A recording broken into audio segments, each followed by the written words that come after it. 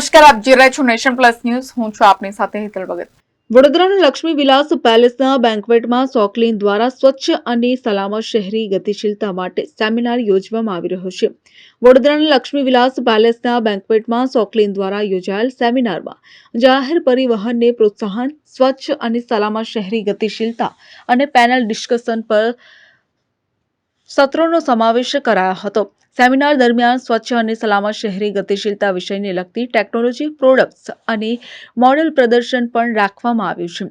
સોકલીને મોટા પાયે નાગરિકો સુધી આ સંદેશ પહોંચાડવાનો આ પડકાર ઉપાડ્યો છે અને લોકોમાં જાગૃતતા પેદા કરવી અને જનભાગીદારીને સક્ષમ કરવી છે. આ સેમિનારમાં સોકલીનના પ્રમુખ સંજય પંડિત, રાજમાતા શુભાંગીની દેવી ગાયકવાડ હાજર રહ્યા હતા.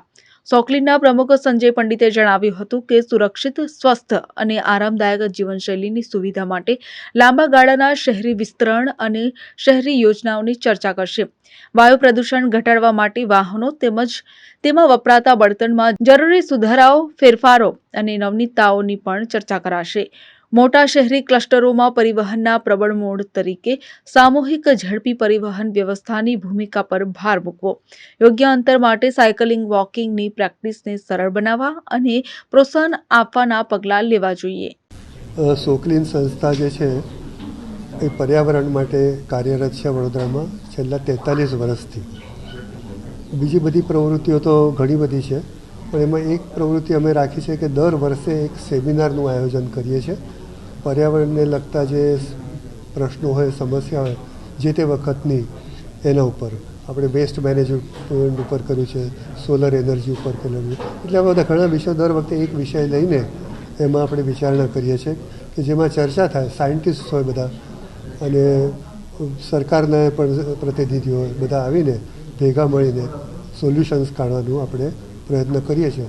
એ પ્રયાસમાં આ વર્ષે રવિવારે 4 ફેબ્રુઆરીએ જે સેમિનાર રાખવામાં આવ્યો છે અર્બન ટ્રાન્સપોર્ટેશન પર, અર્બન ટ્રાન્સપોર્ટેશન સોલ્યુશન્સ.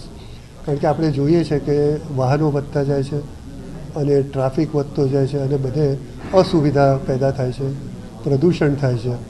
પ્રદૂષણના લીધે બીમારીઓ વધે છે, મૃત્યુઓ વધે છે, એક્સિડન્ટ્સ વધે છે. આ બધી જે તકલીફો છે એટલે એને આપણે કંઈક એનો સોલ્યુશન લાવવો પડે. અને ખાલી ઓવરબ્રિજ બનાવવાથી કે અંડરબ્રિજ બનાવવાથી કે રિંગ રોડ બનાવવાથી સમસ્યાનો હલ થતો નથી. વાહનો એટલા જ વધતા જાય છે અને પછી એ પણ બધું ક્રાઉડેડ થઈ જાય છે. એટલે એનો લાંબે ગાળે શું સોલ્યુશન કાઢવાનું એના ઉપર આપણે ચર્ચા કરવાના છે. અને એમાં બહુ વિખ્યાત બધા આપણા સ્પીકર્સ જે આવવાના છે એ આ બધા વિષયો ઉપરના એક્સપર્ટ્સ છે. દિલ્હીથી, મુંબઈથી, વડોદરાથી, અમદાવાદથી બધા આવવાના છે અને આના ઉપર બધા જે પાસાઓ છે એના ઉપર આપણે ચર્ચા કરીશું. એમાં મુખ્ય ભાગે તો માસ રેપિડ ટ્રાન્સપોર્ટ સિસ્ટમ્સ, એટલે એકલ દુક્કલ માણસ ખાલી ગાડી કે સ્કૂટર લઈને નીકળે એના કરતાં બસમાં કે ટ્રામમાં કે ટ્રેનમાં કે મેટ્રોમાં એવું ફરે તો પછી આ બધો પ્રોબ્લેમ ઘણો સોલ્વ થઈ જાય. કન્જેશન પણ જતું રહે, પ્રદૂષણ પણ ઘટે. બીજી કે વાહનોની ક્વોલિટી. વાહન પણ આપણે જો ડીઝલ ઉપરથી તો હવે લગભગ પેટ્રોલ ઉપર આવી ગયા છે, CNG ઉપર, પણ એમાંય પ્રદૂષણ તો થાય છે. It's a fossil fuel.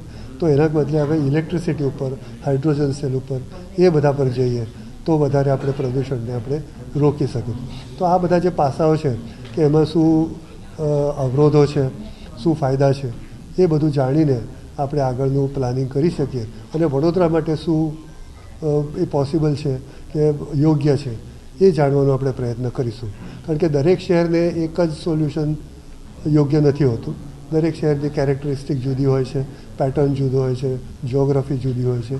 એટલે એ પ્રમાણે આપણા માટે અને આના વિશે પણ લોકોએ જે સ્ટડી કર્યા છે એ પ્રેઝન્ટેશન થવાના છે. અને અંતમાં આના ઉપરથી આપણો રોડમેપ આખો તૈયાર થશે. અને આપણા MLA જે છે, બહુ યુવા MLA જે છે ચૈતન્યભાઈ દેસાઈ, એ આવવાના છે. એમને બહુ ઉત્સાહ બતાડ્યો છે. અને શીતલ મિસ્ત્રી સાહેબ, ડૉક્ટર શીતલ મિસ્ત્રી જે સ્ટેન્ડિંગ કમિટી ચેરમેન છે, એ આપણા વડોદરાના પ્લાનિંગમાં મુખ્ય માણસ છે. એટલે એમનો સહભાગ રહેશે તો આમાંથી આગળ આપણે વધી શકીશું એવી અમે આશા રાખીએ છીએ અને પ્રેસને પણ અમે ઇન્વાઇટ કરીએ છીએ. સેમિનારમાં રાજમાતા શુભાંગીની દેવી ગાયકવાડે વાયુ પ્રદૂષણને લઈને ચિંતા વ્યક્ત કરી હતી. વાયુ પ્રદૂષણ ઘટાડવા માટેના સૂચનો કર્યા હતા.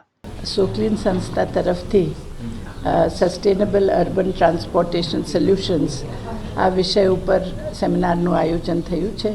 જેમાં અનેક બહારગામથી નિષ્ણાતો સાથે અમારા પ્રોફેસર ચેતન દેસાઈ જે ડાયરેક્ટર છે ગિફ્ટ સિટીના, એના મદદથી અનેક એક્સપર્ટ્સ આવવાના છે. એન્ડ આ એક મોટું વિષય એવું છે કે બધા લોકોને એમાં રસ પડશે અને બધાનું આ વિષય ઉપરથી રસ્તામાં ટ્રાન્સપોર્ટેશન શું વ્યવસ્થા, શું વ્હીકલ્સ શું વાપરવાની, મોટર શું વાપરવાની, આ બધા વ્યવસ્થાનું ચર્ચા થઈને એક સારી પ્લાનિંગ થઈ શકે એના માટે અમારું પ્રયત્ન છે. તો બધાને હું આમંત્રણ આપું છું કે આ સેમિનારમાં જરૂર ભાગ લે. ધન્યવાદ. Bureau report, nation plus news, Vadodara.